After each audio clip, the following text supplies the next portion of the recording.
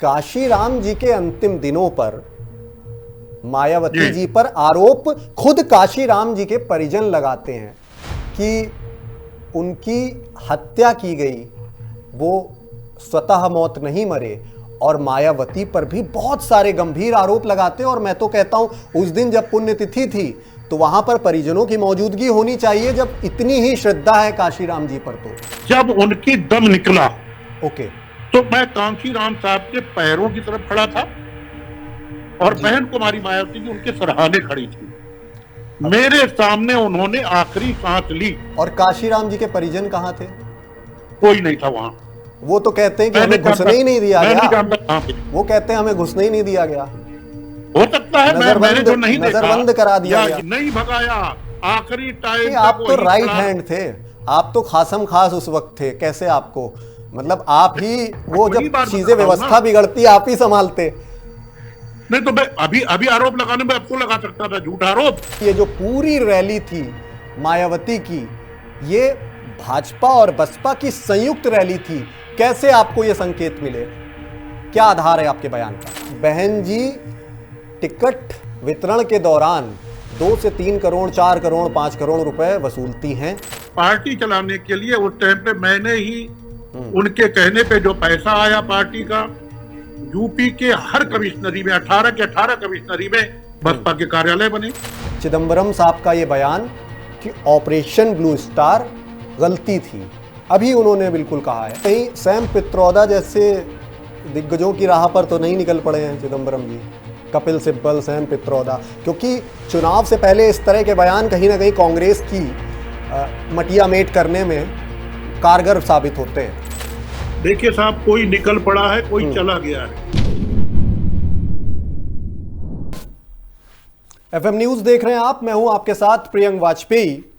बीते रोज लखनऊ में BSP boss Mayawati ने एक विशाल रैली करके पूरे लखनऊ को नीला तो कर दिया, लेकिन इस दौरान जब उन्होंने सीएम योगी आदित्यनाथ की भर भर कर तारीफ करी और सीधे तौर पर अखिलेश यादव को टारगेट किया, उनके निशाने पर चंद्रशेखर आजाद जैसे नेता भी थे, तो कुछ सवाल उनके खिलाफ उठने लगे।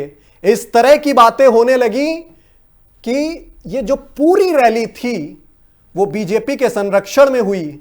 कुछ नेता इस तरह का भी दम भर रहे हैं कि ये जो पूरा बीएसपी का शो था काशीराम की पुण्यतिथि के मौके पर, ये पूरी जनसभा बीजेपी और बीएसपी की संयुक्त रैली थी। इस तरह के दावे करने वालों में से एक हैं नसीमुद्दीन सिद्दीकी साहब, पूर्व बसपा के कद्दावर नेता रह चुके हैं, फिलहाल कांग्रेस के साथ जुड़े हुए हैं, कांग्रेस के मुखर नेता के तौर पर मशहूर हैं। आज एफएम न्यूज के साथ जुड़े हैं नसीम साहब, बहुत स्वागत आपका। थैंक यू जी। सबसे पहले शुरुआत मैं आपके ही एक चर्चित बयान से करूंगा। आपका एक बयान बहुत ज्यादा चर्चा में इस वक्त की, ये जो पूरी रैली थी मायावती की, ये भाजपा और बसपा की संयुक्त रैली थी। कैसे आपको ये संकेत मिले? क्या आधार है आपके बयान का? देखिए, ऐसा है कि जो आदमी जिस मिशन में, जिस पार्टी में 36 साल रहा हो, कांशीराम साहब जैसे युग प्रवर्तक के टाइम से काम किया हो, और जब बहुजन समाज पार्टी नहीं बनी थी, बाम से DS4 से काम किया हो, तो अब लोग तो होते ही हैं, तमाम अधिकारी होते हैं, वो जो छन छन के खबरें आती हैं उससे पता चलता है। और बहुत से नेता होते हैं, दूसरी पार्टियों के भी नेता होते हैं। अब वो 9 अक्टूबर को तो मानवर कांशीराम साहब, ये जो मेरे गुरु हैं जी, जिन्होंने मुझे उंगली पकड़ के चलना सिखाया, वो करोड़ों करोड़ों दलितों, मजलूमों, गरीबों के मसीहा हैं। तो उनकी पुण्यतिथि पे जब कार्यक्रम किया जाए, ठीक है भाई, बहन कुमारी मायावती जी जो बोली, कांग्रेस को बुरा भला कहा, कोई बात नहीं है, एक दूसरे को कहा जाता रहता है। अखिलेश जी को कहा, चंद्रशेखर को कहा, अभी आप बोल रहे थे। हम्म लेकिन मेरे एक चीज समझ में नहीं आया हम्म कि दलित समाज बहुजन समाज पार्टी की तरफ देखता था हम्म और अभी काफी हद तक देखता है। तो ठीक। अब ये बताइए कि फतेहपुर के वाल्मीकि समाज के हम्म व्यक्ति की अ, रायबरेली में हत्या हो जाती है हम्म और वो किसका नाम ले रहा है, सवाल ये है। उसके बारे में आपने एक शब्द नहीं कहा, एक दो नहीं। देखिए, हर सरकार में ये घटनाएं घटती रहती हैं, किसी में ज्यादा किसी में कम। इस सरकार में ठीक है भाई, दलितों के ऊपर, मजलूमों के ऊपर, पिछड़ों के ऊपर, अल्पसंख्यकों के ऊपर ज्यादा अत्याचार हो रहा है। तो भाई ठीक है, लेकिन जब अभी बिल्कुल ताजा ताजा मामला है, हम्म सहारनपुर में अभी हुआ, 2 लोगों को मार दिया गया। हम्म सीजीआई जो है, चीफ जस्टिस ऑफ इंडिया, वो भी दलित समाज के हैं। हम्म और सर्वविदित है, पूरी दुनिया ने देखा कि विश्व में पहली बार ऐसा हुआ कि उनकी तरफ जूता फेंका गया। भाई, आपको दलित अपना नेता मानता है तो आपको भी उनके बारे में बोलना चाहिए। उनके बारे में ना बोल करके आप भाजपा सरकार की तारीफ कर रहे हैं, उनकी कसीदे पढ़ रहे हैं, तो वो तो अपने आप स्वतः जग जाहिर है। और बल्कि प्रोग्राम के देखिए, कई नसीम दिन साहब, पहले कई पत्रकारों ने भी मुझसे कहा, आप कहेंगे मैं नाम नहीं बताना चाहता हूं, तमाम लोगों ने कहा, अधिकारियों ने कहा कि वो किस तरीके से व्यवस्था की जा रही है वगैरह वगैरह। क्योंकि मैंने एक दो नहीं, बहुजन समाज पार्टी की दर्जनों रैलियां कराई हैं और इससे बड़ी कराई है। बिल्कुल बिल्कुल। और हम और वाकिफ भी हैं। 10-10 दिन रुकने के लिए पूरी इंडिया के लोगों की व्यवस्था की है, बिल्कुल। खाने की, पीने की, नहाने की, धोने की, वेन्यू की, हर चीज की व्यवस्था की है। नहीं, आप तो ये राइट तो हैं। छोटी जगह में था। हमने तो रमाबाई अंबेडकर मैदान को भरा, उससे 4 गुना लोग बाहर रहे। पूरा इसलिए रमाबाई ही अंबेडकर नसीम साहब, उसमें, सॉरी, स्मृति उपवन में रुकने का इंतजाम किया। जी ठीक है। और इसलिए ही नसीम साहब, चूंकि आप की पहचान बसपा के पूर्व कद्दावर नेता के तौर पर है ही, कांग्रेस के नेता के तौर पर तो है ही, लेकिन इसके साथ साथ आपकी पहचान बहुत ही कट टू कट बात करने वाले, बहुत ही जो बेबाक बात अपनी रखने वाले नेता के तौर पर भी है। और आप अपने विरोध का, जो विरोधी सवाल है, उसका भी बहुत सहज अंदाज में सामना करते हैं। आपके विरोधी इस वक्त ये कहने लगे हैं, जब आपका ये बयान आया, कि आपका इस तरह का पूरा जो बयान है ये पूर्वाग्रह से पीड़ित है। अब कौन क्या कहता है मुझे इसकी फिक्र नहीं है। जो ऑब्जर्वेशन मेरा है, जो लोगों ने मुझे बताया, वो मैंने कह दिया। मेरी कोई द्वेषपूर्ण भावना नहीं है। जो सच्चाई है वो पेश कर दिया। क्या बहन जी का होता क्या है कि बहुजन समाज पार्टी चाहती है कि मुसलमान भी वोट दे, पिछड़ा भी वोट दे, अपर कास्ट भी वोट दे, दलित वोट दे। भाई, हर कोई चाहता है, ये अच्छी बात है। लेकिन जब वहां पर एक एक का नाम लिया गया स्टेज में, अच्छी बात है जिसका नाम लिया गया, मुझे उसमें कोई विरोध नहीं। आपने सतीश मिश्रा का नाम लिया, विधायक जी का नाम लिया, प्रदेश अध्यक्ष का नाम लिया, और एक मुसलमान नेता भी तो बैठा था जिसको आपने प्रदेश का अध्यक्ष बनाया था, जिसको राष्ट्रीय महासचिव बना रखा है जी। तो क्या उसका नाम नहीं लिया जाना चाहिए? ओके, सबका लिया, उसी का छोड़ दिया। मैं ये नहीं कह रहा हूं आप मुस्लिम विरोधी हो, मैं प्रश्न आपके माध्यम से कह रहा हूं कि आखिर क्या कारण है कि उसको आपने ही स्टेज पे बैठाला था, राष्ट्रीय महासचिव है, प्रदेश का अध्यक्ष रहा, 2 बार एमपी राज्यसभा रहा, उसका नाम लेकर के, सबके नाम लेके कहा गया, उसका नाम ही नहीं लिया गया। ठीक है। और मुस्लिम समाज के बीच इसके बाद मुस्लिम समाज के बीच रोष भी देखने को मिल सकता है। किसके खिलाफ? जो वाकया आपने बताया कि नाम नहीं लिया गया। दिख क्या सकता है, सैकड़ों ने मुझे फोन किया। अच्छा। क्योंकि बीएसपी में ऐसा थोड़ी है जो आदमी जहां 36 साल रहा हो वहां से टच खत्म। लोग आके मुझसे मिलते हैं घर में, लेकिन मैं अभी नाम बता दूंगा तो कल पार्टी से निकाल दिए जाएंगे। ठीक है। तो वो तो रोज दलित भर में, मुस्लिम भर में नहीं है, दूसरों में भी है कि भाई जब सबका नाम लिया, अच्छी बात है जो नाम लिया, लोगों का नाम ले करके उत्साहित करना चाहिए। और हमेशा मैं था जब तक मेरा नाम लेती थी। अच्छा, और भविष्य में क्या मायावती, जैसा आप कह रहे हैं संयुक्त रैली थी, तो मायावती बहुजन समाज पार्टी और भारतीय जनता पार्टी के गठबंधन के संकेत भी मिल सकते हैं क्या? देखिए, भविष्य के गर्भ में कुछ नहीं कहा जा सकता क्या है। ये आपके इनपुट भी बहुत सॉलिड होते हैं नसीम साहब, आपके पास मुझे लगता है हमेशा रहता है। हाँ, वहां के पत्रकार जो जानकारी देते हैं कहते हैं नसीम साहब के पास बीएसपी से जुड़ी जानकारी सबसे पहले आती है, तो आप उनसे पूछ लीजिएगा, वो पुख्ता बता देंगे। हाँ, सही बात कहते हैं, वो गलत नहीं कहते हैं, लेकिन हाँ। हर चीज जो है वो बताई नहीं जाती है, बहुत सी चीज बताई जाती है, क्योंकि मैं क्या करूं, जो मेरे अपने हैं, चाहे जिस पार्टी में हो, मेरे अपने हर पार्टी में है। अब जितने इस टाइम पे 66 एमएलए, मिनिस्टर, एमपी जो है बीजेपी में है, तो वो लोग भी मुलाकात करते हैं, वो भी मेरे अपने हैं, उनको भी मैंने बढ़ाया है, तो ऐसा थोड़ी मैं उनका किसी का नुकसान करने लगूं। तो हर चीज डिस्क्लोज नहीं की जा सकती। नहीं, आपके अलावा भी कई दिग्गज बीएसपी के जो पूर्व हो चुके हैं या अभी भी हैं, वो दबे कुचले स्वर में ये बात कह देते हैं कि मुस्लिमों के साथ पक्षपात देखने को मिलता रहा है वक्त दर वक्त। ऐसा है, आप मानते हैं? नहीं, उन्होंने जो है खुद ही बोला है कि हमने बीजेपी को शेड्यूल कास्ट का, बैकवर्ड का और अपर कास्ट का वोट ट्रांसफर करवा दिया कि कहीं जो बीएसपी की उम्मीदवार थी मेरठ से, कहीं वो ना जीत जाए। तो आप आइएगा, मैं आपको सुनवा दूंगा, IBN 7 ने दिखाया था। ओके, मैं आपको दिखा दूंगा, तो जग जाहिर है। नहीं, कुछ आपने भी बहुत दिखाया था 2017 के दौर में, बहुत सारी आपके ऑडियो टेप्स जो है वो वायरल हुए थे। वो मामला टेप जो कह रहे हैं आप, वो केवल स्पष्टीकरण था, जो मेरे ऊपर आरोप लगे। ठीक है, आपने बहुत मतलब उनकी सफाई थी। अब ये तो मुझे प्राकृतिक अधिकार, वो है नेचुरल अधिकार है, नहीं बिल्कुल, और ये मुझे संवैधानिक अधिकार है कि मेरे ऊपर जो आरोप लगे हैं, हाँ, और मैं आरोपी नहीं हूं, तो मैं उसका सबूत दूं। बिल्कुल बिल्कुल, मेरा बहन कुमारी मायावती जी से कभी बुराई नहीं थी, ना है। अच्छा, ये जो वैचारिक मामले हैं।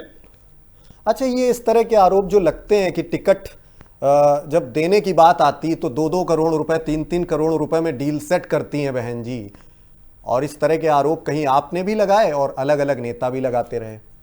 मैंने कभी आरोप नहीं लगाया, लेकिन बात यह है कि मेरी बात के अलावा आप उनके पुराने भाषण उठा के देख लीजिए, और उनके उस भाषण से मैं सहमत हूं। ठीक है, मैं वैचारिक इस समय पे उनके विचार मेरे नहीं मिल रहे हैं, लेकिन उनके भाषण से मैं सहमत हूं। उन्होंने खुद भाषण दिया कि पार्टी चलाने के लिए पैसे की जरूरत है, हम धन्ना सेठों से पैसा नहीं लेते हैं, हम अपने लोगों से थोड़ा थोड़ा पैसा कर लेकर के पार्टी चलाते हैं। ये उन्होंने अपनी स्पीच में कही है, और ये बात बुरी है भी नहीं। कोई कह रहा है, कोई नहीं कह रहा। ओके, तो ये बात, वो उनकी स्पीच उठा के देख लीजिए, आपको पता चल जाएगा, मुझसे क्या पूछना।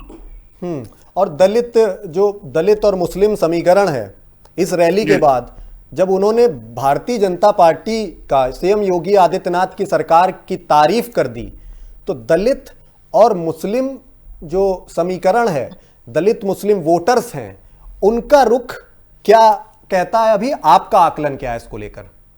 आपने पूरी रैली रिकॉर्ड की है, पूरी भीड़ देखी है शुरू से आखिर तक? बिल्कुल, तो उसको फिर से एक बार देखिए कि इसके बोलने से पहले भीड़ कितनी थी, और बोलने के बाद आखिर तक जब बोलती रही तो कितनी बची। अच्छा, आप उससे अंदाज लगा लीजिए ना, मुझसे मत पूछिए। मतलब जैसे ही योगी आदित्यनाथ की तारीफ करी तो वहां से योगी आदित्यनाथ की बात नहीं कर रहा हूं, मैं बीजेपी की बात करता हूं। हाँ, उन्होंने तारीफ तो योगी सरकार की ही करी है, योगी सरकार की ही तारीफ करी है उन्होंने जी। तो वहां से आप हमारा योगी जी से कोई बुराई नहीं, मोदी जी से कोई बुराई नहीं भाई, विचारधारा अपनी उनकी अलग है, हमारी अलग है। बिल्कुल, और अगर हम विरोध नहीं करेंगे तो विरोध में है क्यों? जाहिर सी बात है, विरोधी का यही काम है कि सरकार की जो गलत नीतियां हैं उनका आईना उसको दिखाए। यानी बहन जी को अखिलेश यादव अपने वो लगते हैं कंपटीशन, सबसे ज्यादा प्रतियोगी वो मानती हैं अखिलेश यादव को, ना कि सीएम योगी आदित्यनाथ को। उन्होंने ये कहा कि 2012 से 2017 तक अखिलेश यादव की सरकार रही और जो भी टिकट का पैसा आया उन्होंने एक पैसा नहीं खर्च किया। तो 2017 तक अखिलेश यादव जी की सरकार थी, तो 2019 में पार्लियामेंट के इलेक्शन में फिर गठबंधन ऐसे आदमी से क्यों करना था जो महापुरुष, सामाजिक महापुरुषों के खिलाफ है। फिर सपा से गठबंधन करके फिर पार्लियामेंट का चुनाव क्यों लड़ना था 2019 में। तो देखिए ये वैचारिक विरोध है, उनकी बात का जवाब है। अब आप कहते हैं कि आपने वीडियो और ऑडियो, मैं सामने वीडियो ऑडियो नहीं, मैं बोल रहा हूं जो है बात, उसकी सफाई तो देनी पड़ेगी, बिल्कुल देनी पड़ेगी। और बहुत मतलब अलग अलग मीडिया चैनल्स ने उसे बहुत प्रमुखता से जगह भी दी, इसलिए क्योंकि आपका पक्ष सामने आना चाहिए। और आपने कोई उसमें मुझे नहीं लगता कोई लाग लपेट की हो। जो बात आपने रखी कि ये भाई ये मुझसे बात की थी और अब मेरे ऊपर ये आरोप लगे हैं, ये तथ्य सामने है, सबने देखा वो। देखिए ये हमारा संवैधानिक अधिकार है, हाँ, चाहे कोर्ट हो, चाहे पब्लिक हो, चाहे जहां हो, जहां आरोप लगे और वो आरोप गलत हो तो साबित करने की पूरा प्रयास करना चाहिए। ठीक, मैंने बहन कुमारी मायावती पे प्रयास नहीं लगाया, मेरे ऊपर जो आरोप लगे थे कि इतने रुपए लेके भाग गया, उसका आपने स्पष्टीकरण दिया। नहीं, लेकिन एक सवाल मेरा रह गया, ये आप, क्योंकि आप ही इसका जवाब बेहतर तरीके से दे भी पाएंगे। हाँ, बोलिए। क्या बहन जी टिकट वितरण के दौरान 2 से 3 करोड़, 4 करोड़, 5 करोड़ रुपए वसूलती हैं? देखिए जब तक मैं रहा टिकट के नाम पर मेरी जानकारी में एक पैसा नहीं लिया। ओके। पार्टी चलाने के लिए लोग देते थे, जन्मदिन में देते थे, और पार्टी चलाने के लिए उस टाइम पे मैंने ही उनके कहने पे जो पैसा आया पार्टी का, यूपी के हर कमिश्नरी में 18 के 18 कमिश्नरी में बसपा के कार्यालय बने, जिलों में कार्यालय बने, पूरे देश में, शिमला तक में कार्यालय खरीदा गया। तो इस तरीके से वो पैसा खर्च होता था। बाकी टिकट के मामले में मेरे सामने बात नहीं आई है। ठीक है। और एक और बहुत गंभीर प्रश्न जी, काशीराम जी की पुण्यतिथि पर यह पूरा कार्यक्रम हुआ जी, और अखिलेश यादव को वो काशीराम जी के पद चिन्हों पर चलने का ना चलने का हवाला देकर वो दोगलापन भी बोल गई। क्या आप ऐसा मानते हैं? मैं अलग अलग मीडिया रिपोर्ट्स के हवाले से ये प्रश्न पूछ रहा हूं कि काशीराम, मैं अभी जवाब दे चुका जी। नहीं, चलिए अखिलेश यादव जी को, उनको अगर नहीं, सवाल मेरा हुआ नहीं, ये सवाल दूसरा है, ये सवाल दूसरा है। 2019 में क्यों अलायंस किया? नहीं, सवाल मेरा दूसरा है। सवाल ये है कि काशीराम जी के अंतिम दिनों पर मायावती जी पर आरोप खुद काशीराम जी के परिजन लगाते हैं कि उनकी हत्या की गई, वो स्वतः मौत नहीं मरे, और मायावती पर भी बहुत सारे गंभीर आरोप लगाते हैं। और मैं तो कहता हूं उस दिन जब पुण्यतिथि थी तो वहां पर परिजनों की मौजूदगी होनी चाहिए। जब इतनी ही श्रद्धा है काशीराम जी पर, तो बहन जी को, तो वहां पर परिजन मौजूद नहीं थे। और उनकी बहन स्वर्ण कौर जो हैं वो लगातार कहती रही हैं कि मैं तो बीएसपी से मेरा नाता टूटा हुआ है जब तक मायावती नहीं है। तो काशीराम की, क्या आप ऐसा मानते हैं कि असली दुश्मन मायावती जी ही हैं? बहुत गंभीर प्रश्न है। मैं नहीं मानता। क्यों नहीं मानता? कि जब उनकी तबीयत ये हुई कि अब ठीक नहीं होगी, मैं बहन मायावती जी के व्यक्तिगत खिलाफ नहीं हूं, मैं उनकी विचारों, उनकी नीतियों के खिलाफ हूं। आपके खिलाफ होने की बात नहीं हो रही है यहां पर। बात सुनिए, जवाब दे रहा हूं जी। जब उनकी ज्यादा तबीयत खराब हुई तो बहन कुमारी मायावती जी ने मुझे 4 दिन पहले, यानी 8 अक्टूबर और 9 अक्टूबर के बीच की रात को उनको स्वर्गवात हुआ, और 5 तारीख को उन्होंने मुझे बुला लिया दिल्ली। ओके। और 11 हुमायूं रोड में कांशीराम साहब कोमा में कई साल से पीछे से चले आ रहे थे। ठीक है। बहन जी ने कहा कि अभी ये डॉक्टर ने बताया इनकी हालत सीरियस होती जा रही है, तो तुम भी यहीं रहो। जब उनकी दम निकला, ओके, तो मैं कांशीराम साहब के पैरों की तरफ खड़ा था और बहन कुमारी मायावती जी उनके सराहने खड़ी थी। मेरे सामने उन्होंने आखिरी सांस ली। और काशीराम जी के परिजन कहां थे? कोई नहीं था वहां। वो तो कहते हैं कि हमें घुसने ही नहीं दिया गया। वो कहते हैं हमें घुसने ही नहीं दिया गया। सकता है, मैंने जो नहीं देखा नजरबंद करा दिया गया। या सही बोल रहे हैं कि झूठ बोल रहे हैं, मैं इस पे नहीं जाना चाहता जो मुझे नहीं पता है। नहीं नसीम साहब, आपसे तो ये उम्मीद नहीं की जा सकती। आप जो है, मैं हमेशा कहता हूं कि आपको इसलिए ही हमेशा याद किया जाता रहा है कि आप बहुत मुखर तरीके से अपनी बात कर देते हैं। मैं तो बोलता हूं मुखर तरीके से, बिल्कुल। तो जो सच्चाई है मुझे वो बोलना है, मुझे इसकी फिक्र नहीं रहती है किसके पक्ष में किसके विरोध में, सच्चाई बोलना। और फिर मैं पॉलिटिक्स में हूं, पॉलिटिशियन नहीं हूं। मैं आर्मी आदमी हूं, मैं आर्मी में था। नहीं, आप दिल से बात करते हैं, बिल्कुल। ये तो मैं पॉलिटिशियन हूं, पॉलिटिक्स में हूं, पॉलिटिशियन नहीं बन पाया और अब क्या बनूंगा। तो जो साफ बात है वो मैं कह रहा हूं। कहने के लिए मैं झूठा आरोप लगा देता बहन जी के ऊपर कि साहब मैं वहां खड़ा था, इन्होंने मुझे बाहर भगा दिया। नहीं भगाया, आखिरी टाइम आप तो राइट हैंड थे, आप तो खासम खास उस वक्त थे। कैसे आपको, मतलब आप ही वो जब चीजें व्यवस्था बिगड़ती आप ही संभालते। नहीं तो मैं अभी आरोप लगाने में आपको लगा सकता था, झूठा आरोप नहीं लगा रहा हूं। सही सच्चाई ये है कि मेरे सामने, बहन जी के सामने उन्होंने सांस आखिरी ली। जल्दी जब सांस ले रहे थे उनकी, तो जल्दी राजन एक थे, अम्बेश राजन, उनसे कहा डॉक्टरों को बुलाओ। बत्रा अस्पताल से डॉक्टर भाग के आए, उन्होंने सीना दबाया, ये किया वो किया, मालूम हुआ कि नो मोर। ठीक है, मान लिया आपकी बात। बस परिजनों का जो आरोप है उसको आपका नजरिया फिर क्या रहा? उनके परिजनों का आरोप सामने आया, आपका कोई नजरिया होगा उसको लेके? देखिए, आरोप मैंने भी सुने थे कि वो आरोप लगा रहे हैं। हाँ, वो कोर्ट में गए हैं, लेकिन आज तक कोई परिजन मुझे नहीं मिले। ओके, परिजन, मैं अगर ऐसा था तो मुझसे एक बार मिल लेते, कहीं मुझे बुला लेते, क्योंकि वो तो महापुरुष थे, हमारे गुरु थे ना। उनका मामला था, मुझे बुला लेते, मैं चला जाता।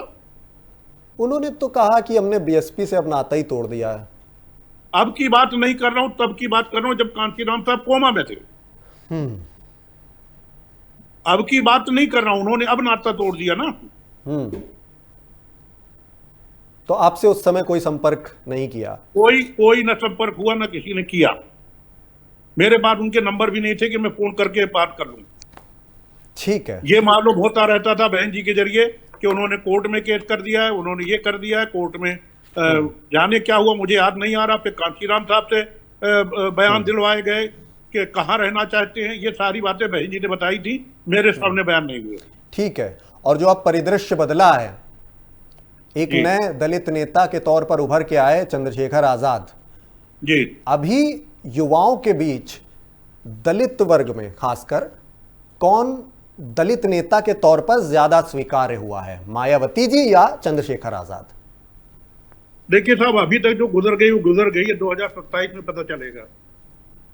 ओके, नहीं अभी आप, क्योंकि आप जमीन पर आकलन आपका बहुत अच्छा रहता है। अभी चंद्रशेखर आजाद की लोकप्रियता क्या मायावती के कद के आसपास कहीं ठहरती है? देखिए साहब, ये अभी से आप कैसे कह सकते हैं? अभी 1.5 साल है चुनाव में। आप इसका कंपैरिजन जब करेंगे ना, जब वोट पड़ जाएगा। हाँ। जिसको वोट ज्यादा मिलता है, जिसकी सीटें ज्यादा होती हैं, वो ज्यादा मजबूत है। अब आप इसमें कंपेयर करेंगे, एमएलए एक भी नहीं है चंद्रशेखर के पास, लेकिन बहन जी की घबराहट एक भी नहीं है, एमपी एक भी नहीं है बीएसपी में। तो कौन सा इसमें पैमाना अपनाएंगे? ठीक है नसीम साहब, लेकिन बहन जी की घबराहट थोड़ी दिखने लगी है अब बयानों में कि कोई तो पैदा हो रहा है जो काट लेगा वोट, 10% ही काट ले। जब तक मैं वहां था तब तक बहन जी किसी नहीं डरती थी। अब मुझे भी लगता है कि शायद कहीं ना कहीं उससे चंद्रशेखर का मैं तो नहीं कह सकता, किसी और से कहीं से कुछ थोड़ी घबराहट है। अखिलेश यादव और कांग्रेस की स्थिति क्या बैठती है इस वक्त, जब अगर मायावती भारतीय जनता पार्टी के साथ मान लीजिए गठबंधन में आ जाती हैं, संयुक्त रैली है कल को, गठबंधन में आ जाती हैं, समर्थन कर देती हैं, तो दलित वोट कितने फीसदी कांग्रेस के पास जाएगा, दलित और मुस्लिम वोट? आपको पार्लियामेंट में कैसा लगा जी? पार्लियामेंट का जो चुनाव हुआ उसमें कैसा लगा आपको 2024 में? काफी हद तक शिफ्ट हुआ, काफी एक अच्छा प्रदर्शन रहा। तो दलित भर नहीं जाएगा, दलित भी जाएगा, मुस्लिम भी जाएगा, पिछड़ा भी जाएगा, अपर कास्ट भी जाएगा। नहीं, ये दो वर्ग वो शुरुआत थी 2024 में। 2024 से पहले दलित मुस्लिम इतना नहीं आया जितना 2024 में आया। 2027 तो अभी फाइनल बाकी है। ओके, ठीक है। और मायावती जी पर परिवारवाद के आरोप, वो खुद जबकि परिवारवाद का विरोध वक्त दर वक्त करती रहती हैं, लेकिन आकाश आनंद जैसे लोगों को 2 बार निकाला, लेकिन मजबूरी के वश क्योंकि उत्तराधिकारी भी कोई चाहिए होगा तो फिर ले आई वापस। तो उन पर परिवारवाद के आरोप भी लगने लगे कि भाई बीएसपी का जो उत्तराधिकारी है वो परिवार से ही होगा, बाहरी लोगों को मौका नहीं मिलेगा। और लोग ये भी कहते रहे कि सतीश मिश्रा जी के साथ भी कहीं ना कहीं एक वक्त के बाद नाइंसाफी हो ही जाएगी। सतीश मिश्रा के साथ नाइंसाफी क्या हो जाएगी? उन्होंने किया क्या है पार्टी के लिए? अच्छा, नहीं वो भी राइट हैंड रहे हैं। वो वर्कर थोड़ी हैं। क्या है वो? भाई वो वकील हैं, हमदर्द होंगे, समर्थक होंगे, वो होंगे, लेकिन वर्कर नहीं है भाई। वर्कर अलग चीज होती है और पार्टी में हर तरीके के लोगों का काम हो। नसीमुद्दीन सिद्दीकी उस वक्त है, वो केस लड़ते हैं। नसीमुद्दीन सिद्दीकी उस वक्त वर्कर थे जब वो थे? जी जी बिल्कुल, सबसे पहले वर्कर थे। अच्छा। मैंने 18 डिपार्टमेंट का मिनिस्टर होते हुए भी लेटरिन उठा करके फेंकी है। ओके।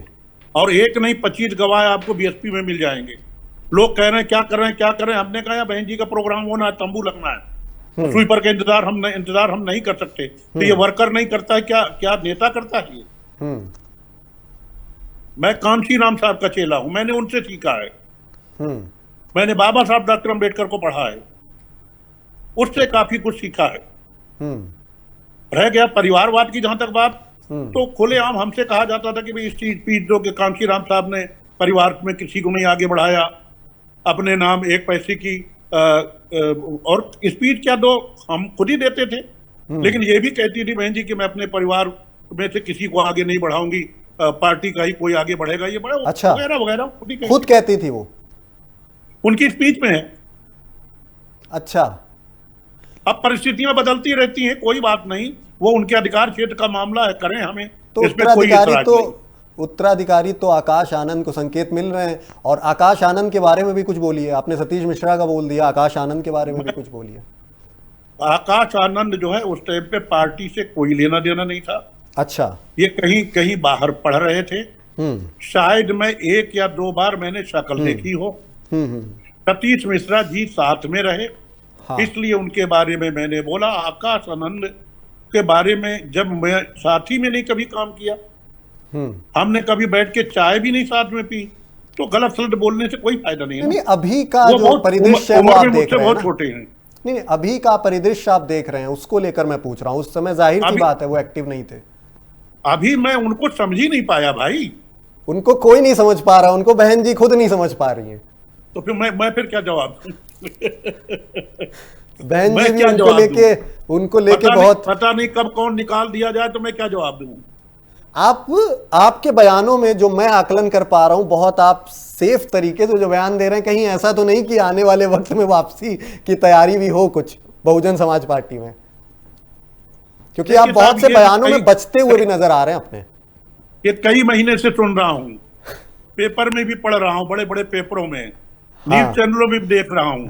महर दिल बहलाने के लिए गालिब ख्याल अच्छा है, बहलाइए दिल। तो नहीं जाएंगे कभी बसपा में जाने का, वापसी का, घर वापसी का? महर दिल बहलाने के लिए गालिब ख्याल अच्छा है। तो दिल हम लोगों का बहलेगा, आपका बहलेगा? अब जो आप कह रहे हैं आप दिल बहलाइए, मुझे तो मेरा दिल जानता है कि क्या करना है। कांग्रेस में ठीक है, आपकी अपेक्षाएं पूरी हो रही हैं? मतलब अपेक्षा क्या होती है? मैं कुछ लेने थोड़ी गया हूं वहां। अच्छा। मैं वहां लेने थोड़ी गया हूं। मैं मुझे बाबा साहब डॉक्टर अम्बेडकर की बदौलत, कांशी राम साहब की बदौलत और मेरी खुदा ईश्वर भगवान जिसको जो मानता हूं उसकी बदौलत मुझे बहुत कुछ मिल गया।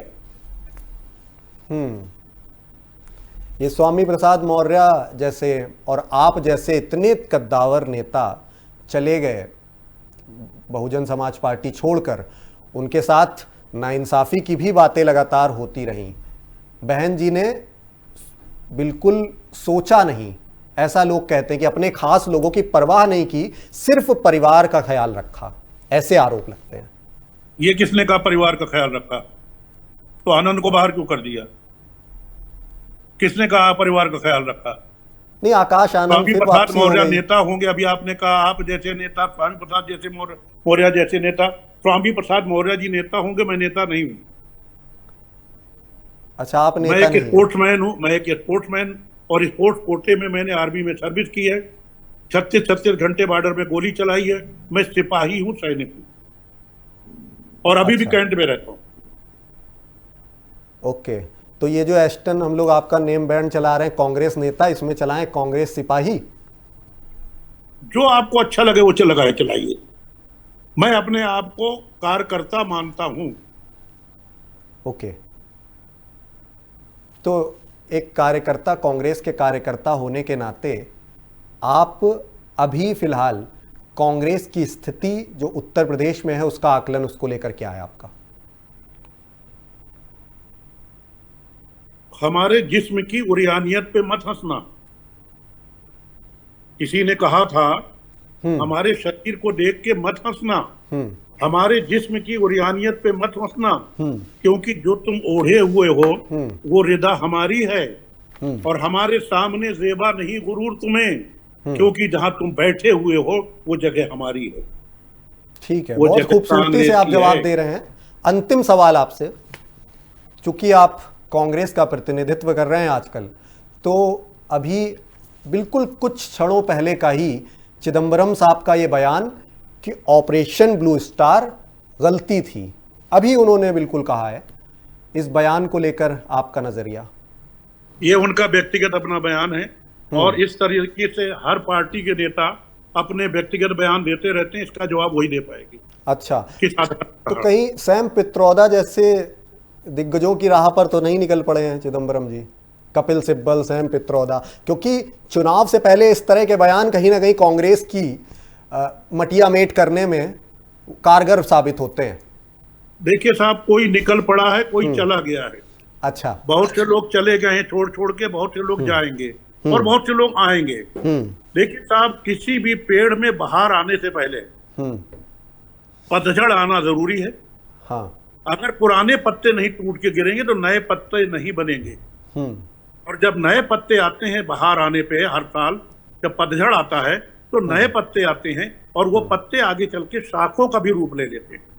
कभी कभी शाखें भी सड़ जाती हैं। तो समाजकार माली का काम है कि जो शाखें सड़ गई हैं और नहीं टूट रही हैं तो उनको काट करके फेंक दे, और वो शाखें अगर अपने मन से टूट के गिर इतना रही हैं। साहित्यिक जवाब आप दे देंगे तो आम व्यूअर्स कैसे हमारे समझेंगे? जो शाखें सड़ी हुई आप बता रहे हैं, नाम ले लें तो फिर बहुत कमाल का हो जाए। नहीं, नाम क्या लेना, मैं तो जनरल बता रहा हूँ, कोई एक दो थोड़ी गए हैं। एक तो अभी तमाम जाएंगे, तमाम आएंगे, और हर एक पार्टी में ये होता है। तो देखिए, बाहर आने वाली है कांग्रेस पार्टी रूपी पौधे में, और उस बाहर के हम इंतजार में हैं, और ये आपको 14 नवंबर को दिखाई दे जाएगा। अच्छा, बिहार में अच्छी परफॉर्मेंस करेगी कांग्रेस आपके मुताबिक? दिखाई दे जाएगा, ज्यादा दिन नहीं है, 1 महीना 2 दिन। अच्छा, इंडिया गठबंधन में बहुत असहमति हो रही है सीट बंटवारे को लेकर, कांग्रेस की सीटों को लेकर। एनडीए में हो गई, एनडीए में कोई असहमति नहीं हुई। नहीं, एनडीए का कोई ये घर का मामला है, ये घर का मामला है। जिस घर में 10 बर्तन होते हैं, आवाज आती है, ये हमारे घर का मामला है। ये मत भिन्नता नहीं है, ये मतभेद हो सकता है, मत भिन्नता नहीं है। मतभेद ये हो सकता है, घर में दाल बनना है, मैंने कहा मुझे अरहर की दाल खाना है, आपने कहा मूंग की दाल खाना है, तो भाई ये मतभेद हो सकता है। आपका मत कुछ और है, मेरा मत कुछ और है, मत भिन्नता अलग बात हो गई। तो एनडी में कोई भी, इंडी गठबंधन में कोई भी मत भिन्नता नहीं है। ठीक है, और एक आखिरी सवाल, आप बहुत मुखर तरीके से जवाब दे रहे हैं, एक अंतिम सवाल कह रहे हैं। जी जी जी, अंतिम सवाल का जवाब और दे दें। क्या सीएम योगी आदित्यनाथ की सरकार में उत्तर प्रदेश की कानून व्यवस्था में सुधार हुआ है? दुनिया में कहीं ऐसी तमसील नहीं मिलती, तमसील माने मिसाल। दुनिया में कहीं ऐसी तमसील नहीं मिलती, कातिल ही मुहाफिज है, कातिल ही सिपाही है।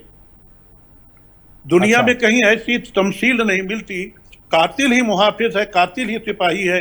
महसूस ये होता है ये दौरे तबाही है, महसूस ये होता है ये दौरे तबाही है। शीशे की अदालत है, पत्थर की गवाही है। ठीक है, बहुत सुंदर जवाब, लेकिन इसमें कातिल किसको मान लिया जाए ये भी बताइए। देखिए साहब, कातिल रोज कत्ल कर रहे हैं।